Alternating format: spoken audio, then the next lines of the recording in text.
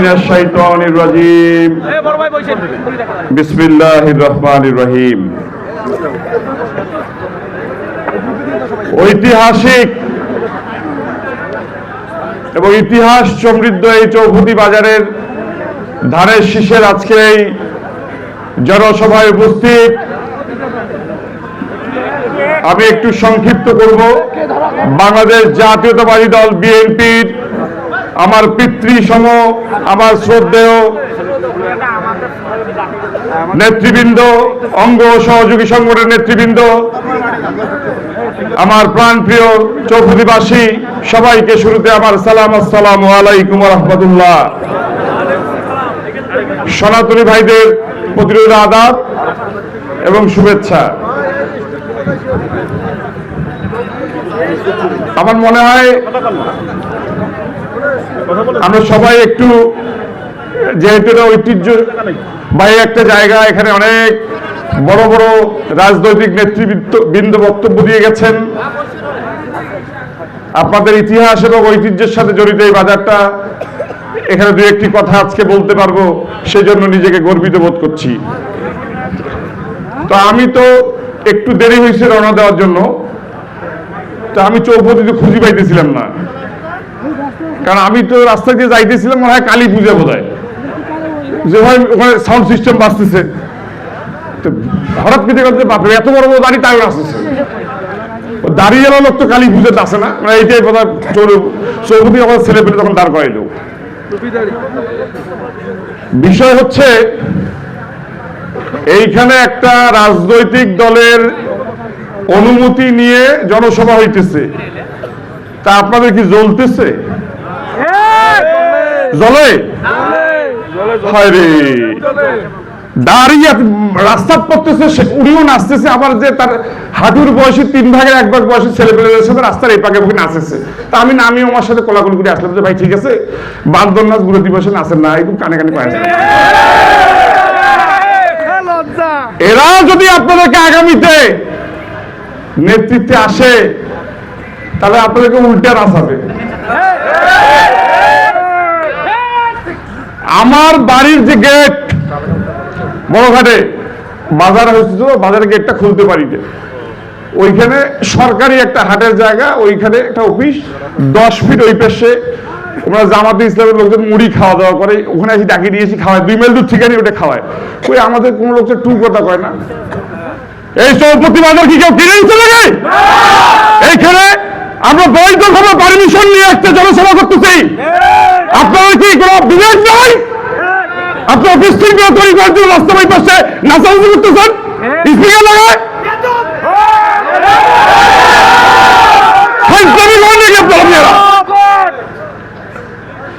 নির্বাচনী জনসভা শুরু হয়েছে, প্রার্থী 2টা জনসভায় মাত্র বক্তব্য দিয়েছে।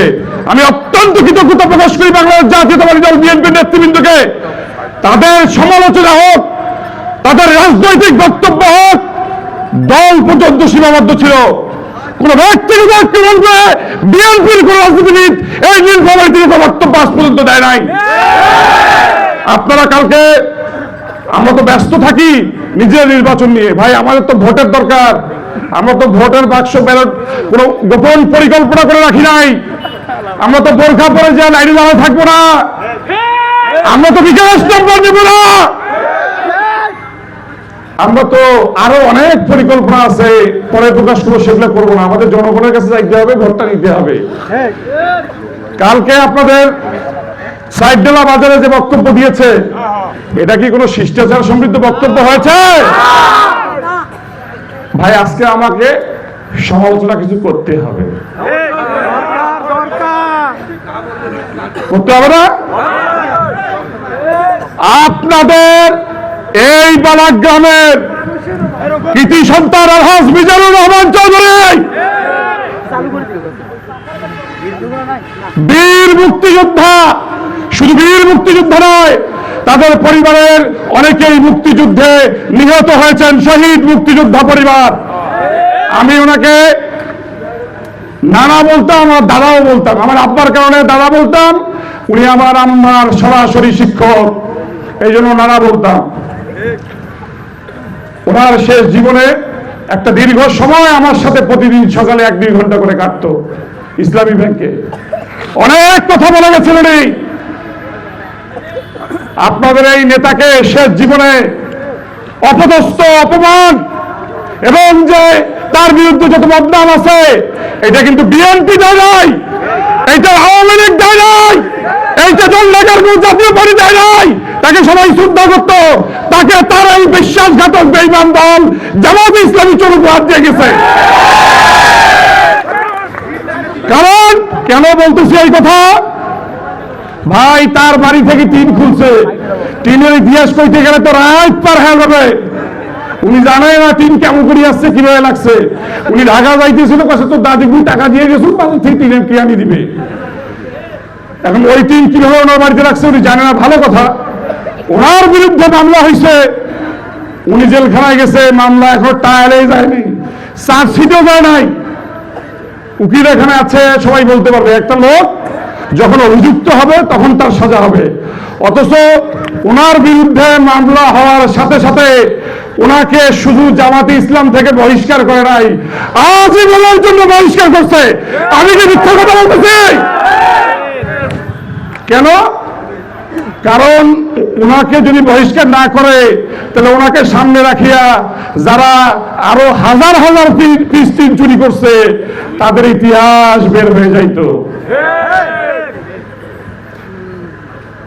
একজন প্রার্থী কিছু লেখাপড়া শিখছে, আমরা তো স্কুল কলেজে ভাবনা দিয়ে হাঁটাহাঁটি করছি, মনে করছি যে বোধহয় রংপুর থেকে আসবে, যেখান থেকে আসুক শিষ্টাচার সমৃদ্ধ বক্তব্য দিবে। ওনার দেখি কি অবস্থা, আর ঘুষ খাবে না। আলহাজ মিজানুর রহমান চৌধুরী নিয়োগ দিচ্ছে, স্কুলে দিছে, কলেজে দিছে, বিভিন্ন জায়গায় দিছে। কাকে দিছে? ওই দলের লোককে দিছে। খুব বেশি হলে ওনার ড্রাইভারকে 500-1000 টাকা দিছে। তার আগে তো 6 লাখ, 4 লাখ, 10 লাখ আলফালায় জমা হয়েছে, হয় নাই? নিয়োগটাতে এমপি দিছে, যে টাকা দিছে সে কি মনে করছে? যতগুলা শিক্ষা প্রতিষ্ঠান হোক, এই যে ঘুষ খাবো না, সুদ খাবো না যারা বক্তব্য দিচ্ছে, ওনাদের কোন শিক্ষা প্রতিষ্ঠানে কি ওনারা বিনা পয়সায় নিয়োগ দিচ্ছে নাকি?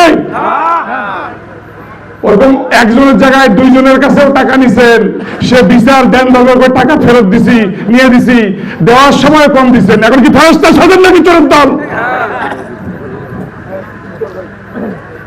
শহীদ আলী সাহেবের দান নিয়ে কথা, আরে শহীদ আলী সাহেবের সমর্থকরা যদি ওই কথা বলে, তার দলের লোকরা ওই কথা বলে, তা আপনাদের সমস্যা কি? শহীদ আলী সাহেব বলে, ওর ছেলে বলে।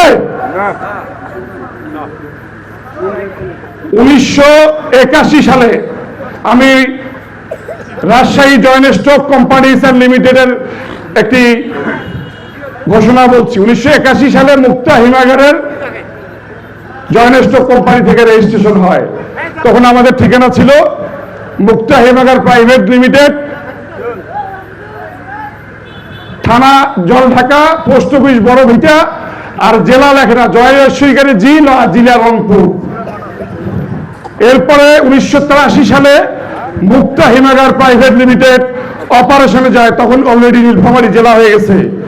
সেই হিসাবে মুক্তা হিমাগার প্রাইভেট লিমিটেড হচ্ছে নীলফামারী জেলার প্রথম কোন শিল্প প্রতিষ্ঠান, এবং আলহাজ সৈয়দ আলী উনি নীলফামারীর প্রথম কোন শিল্প উদ্যোক্তা, যেটা জয়েন্ট স্টক কোম্পানি থেকে লিস্ট নিয়ে নীলফামারী চেম্বার অফ কমার্স থেকে তাকে সেই নীলফামারী জেলার প্রথম শিল্প উদ্যোক্তা হিসাবে তাকে পুরস্কৃত করে বা উৎসাহ ব্যঞ্জনা দেয়।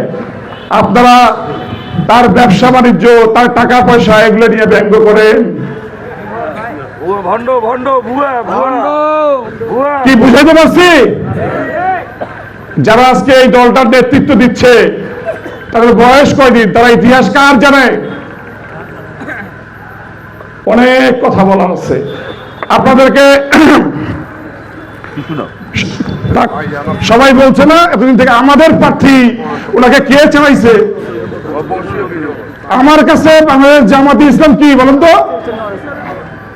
এই যে এখন যে ওবায়দুল্লাহ সালাফি সাহেব আসছে এখান থেকে প্রার্থী হয়েছে, উনি নিজে কয় লক্ষ টাকা খরচ করতেছে, এ আনত রূপে চাঁদাবাজি করে সেই টাকা দিয়া পোস্টার ফেস্টুন ব্যানারের হিসাব নাই। আমার দাদা মিজানুর রহমান চৌধুরী কি বলতো? 10,000 টাকার এমপি। কি বলতো না? হ্যাঁ বলতো না? কে বিএনপির লোক বলতো? হ্যাঁ আওয়ামী লীগের লোক বলতো? জাতীয় পার্টির লোক বলতো? এখন একটা ইতিহাস শুধু বলি, মুখ খুলি নাই তো। সদর হিসাব জামাতের প্রার্থী। বাহ, 2014 সালে উপজেলা নির্বাচনের পরে রংপুর মহানগর জেলা আমির এখন দাঁড়াচ্ছে বেলাল চাচার সাথে দেখা। তা বাংলাদেশের মোটামুটি 1-2টা বড় উপজেলা হচ্ছে মিঠাপুকুর, রব্বানী সাহেব ওখানে উপজেলা সাহেব হওয়ার পর আওয়ামী লীগের জাকির সাহেব ছাড়ে না। ওনাদের 16টা না 17টা ইউনিয়ন। তো বলতেছে যে বাবা এবার আমরা খুব ভালো করে নির্বাচন করছি, খরচ টরচ কম হয়েছে, লোকজন পন্থা খেয়া ভোট করে গেছে। কত খরচ হয়েছে আপনাদের? 11 থেকে 13 লাখ টাকা হইতে পারে।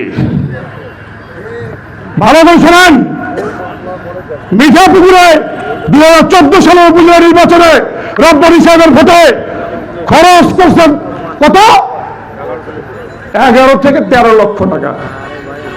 আর আপনার 2014 সালে আলহাজ সৈয়দ আলী সাহেবের জলঢাকা উপজেলা পরিষদ নির্বাচনে আপনারা এক জামাতে ইসলামী নিয়েছেন 69 লক্ষ টাকা। আপনাদের প্রার্থী ছিল সৈয়দ আলী সাহেব। কালকের টাকা আজকে রাতে পাঠাই দিতাম। 100 টাকার নোট, 500 টাকার নোট, কত টাকার নোট গেছে? আমির সাহেব সেক্রেটারি সাহেবের সই আছে আমার কাছে, ভাউচারে এখনো আছে। তাইলে এরা হচ্ছে ইভেন্ট ম্যানেজমেন্ট একটা দল, বাংলাদেশ জামাতে ইসলাম। ওনাদের 69 লক্ষ টাকা নিয়ে খাইছেন। আর সৈয়দ আলী সাহেব আপনাদের প্রার্থী, এখন কালকে উপযুক্ত জবাবটা দিবেন। পুরো ব্যঙ্গ করে কথা বলবেন না, রাজনৈতিক শিষ্টাচার মেনটেন করে আপনারা কথা বলবেন, নির্বাচনী পরিবেশটা অশান্ত করবেন না। এইখানে স্পষ্ট করে বলা আছে নির্বাচনী আচরণ বিধির 6-এর চ, এগুলো কিন্তু আমাদেরকে পড়াইছে। জামাতের প্রার্থীও ছিল ওই দিন।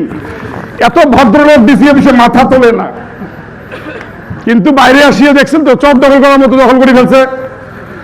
কোন জনসভা অনুষ্ঠানে কোন ব্যক্তি বা ব্যক্তিবর্গ বাধা করিলে, অন্য কোনোভাবে গোলযোগ সৃষ্টি করিলে সংশ্লিষ্ট ব্যক্তি বা ব্যক্তিগণের বিরুদ্ধে ব্যবস্থা গ্রহণের জন্য জনসভা আয়োজকবৃন্দ পুলিশের শরণাপন্ন হইবে এবং পুলিশ তাৎক্ষণিক কার্যকরী ব্যবস্থা গ্রহণ করিবে। এখানে আব্দুল হাই সাহেব, আপনাদের এলাকার মানুষ অত্যন্ত ভদ্র মানুষ, ওসি ফোন দিচ্ছে একটু আগে, উনি বলছে ভাই আমি দেখতেছি, চিন্তা করি না। বিএনপি লিডাররা অত্যন্ত ধৈর্য ধরে আছে, কারণ জনগণের ম্যান্ডেট আমাদের পক্ষে আছে। আপনারা একটা দলের, রাজনৈতিক দলের এখানে জনসভা হচ্ছে আর আপনারা স্পিকার লাগাই দিয়ে বান্ধব নাচ নাচেন নাকি?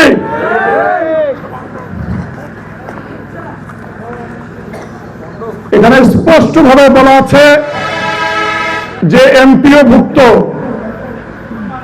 কোন সরকারি কর্মচারী নির্বাচনী জনসভায় বা নির্বাচনী কোনো প্রচার কাজে অংশগ্রহণ করতে পারবে না। পারবে? এটা কার আদেশ?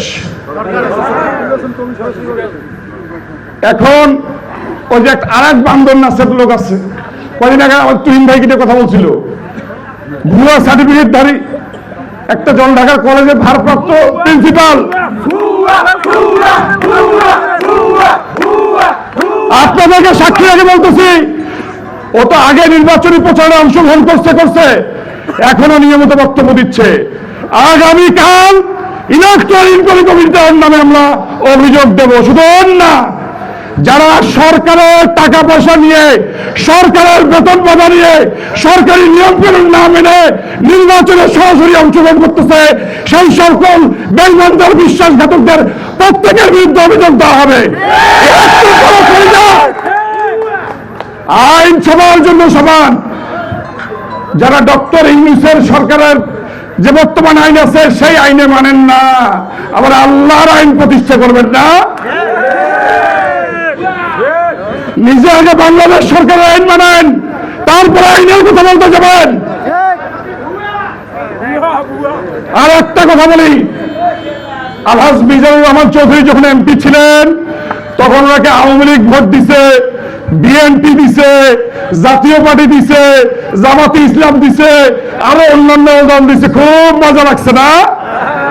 এখন যদি আপনি আওয়ামী লীগ করেন, জামাতের বিপক্ষে কথা বলেন, থানায় ফোন দেন, বিএনপির লোককে ধরে নজর থানায় ফোন দেন, জাতীয় পার্টির লোককে ধরে নজর থানায় ফোন দেন, একটা লোকের বিরুদ্ধে কোনো যদি অন্যায় করে থাকেন, আপনাদের গান জ্বলবে, আপনি রক্ত বলে যান। কোন বাংলার নয় এই চৌপতিতে অন্যায় ভাবে কারোর সাথে কোন মাস্তানি করবে এখানে। বুঝাইতে পারছি আপনাকে? আমরা আইন শৃঙ্খলা মানতে চাই, আমরা নির্বাচনী আচরণ মানতে চাই, আমরা মানুষের ভোটে নির্বাচিত হইতে চাই। আমরা কোনো গোপন পরিকল্পনায় বিশ্বাসী না, আমরা মোবাইল নাম্বার নেওয়ায় বিশ্বাসী না, আমরা বিকাশে বিশ্বাসী না, আমরা যার মালিক আল্লাহ সেই সব জিনিসের টিকিট বিক্রি করতেও বিশ্বাসী না। সময় শেষ হয়ে যাচ্ছে, আমি আজকে বক্তব্য একটু দিলাম, যেহেতু ওরা 3 দিন সমালোচনা করছে। ভালো হয়ে যান, আমরা নির্বাচনী নিয়ম নীতি মেনে, আমরা রাজনৈতিক আদর্শ মেনে, আমরা পারস্পরিক শিষ্টাচার মেনে আমরা রাজনৈতিক আমরা সমালোচনা করব। যদি আপনারা ব্যক্তি আক্রমণ করেন, আপনাদের উপন্যাস তো একটা দুইটা না, আপনাদের উপন্যাসের খণ্ড অনেক। আমি চৌপতিবাসীর কাছে কৃতজ্ঞতা প্রকাশ করছি, আমি আপনাদের কাছে চিরঋণী, কারণ আপনারা 2-2বার আমাদের উপজেলা পরিষদের ভোটে যেভাবে আমাদেরকে ভোট দিয়েছেন, এই ঋণ আমরা কোনদিন শোধ করতে পারবো না। আমি আমার বক্তব্য আজকে আর দীর্ঘায়িত করব না। আমি বলতে চাই, আপনাদের এই রাস্তাঘাটের দুর্দশা, আপনাদের এই যে এখনো যে খাওয়ার টিউবওয়েল 3টে পরিবার একটা টিউবওয়েল থেকে আপনারা পানি পান করেন, আপনাদের যে বিদ্যুতের সমস্যা, আমি কথা দিয়ে গেলাম যদি চৌধুরী সাহেব আপনাদের ভোটে জাতীয় সংসদ সদস্য নির্বাচিত হয়, এগুলো যদি সমাধান করতে না পারি, এই চৌপতিতে আর কোনদিন ভোট চাইতে আসবো না। আগামী অঞ্চলটাকে বিনির্মাণ করতে হলে আপনাদের বারাগ্রাম ইউনিয়নের সাথে আপনারা কে কে ফজরের নামাজ পড়ে সেন্টারে উপস্থিত হবেন, একটা হাত তুলে দেখাবেন।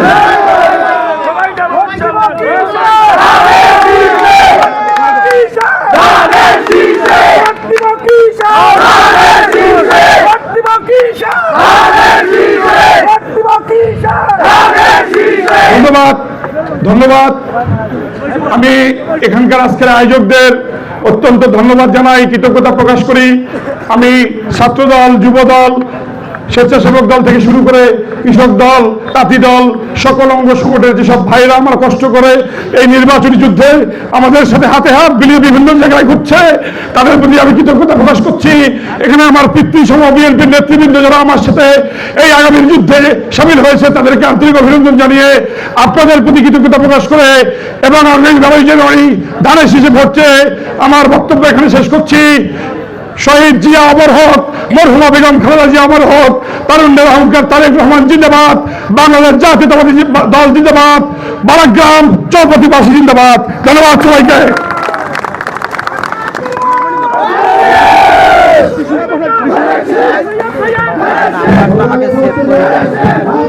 আমার নাম্বার দেবো, আমার নাম্বার দেবো। আমার কিন্তু অনেক কিছু চাপ আসে, কোনো সমস্যা নেই, আমার ফোন দিবেন, রেডি করি, আমার ফোন দিবেন। কারণ আমার যখন চেহারাটা এখানে যখনই দেখছি বালাগ্রাম কাঁপি গেছে, বুঝছেন তো, যখন কোনো সমস্যা হলে আমি আপনাকে বলতে পারি। ওটার নামটা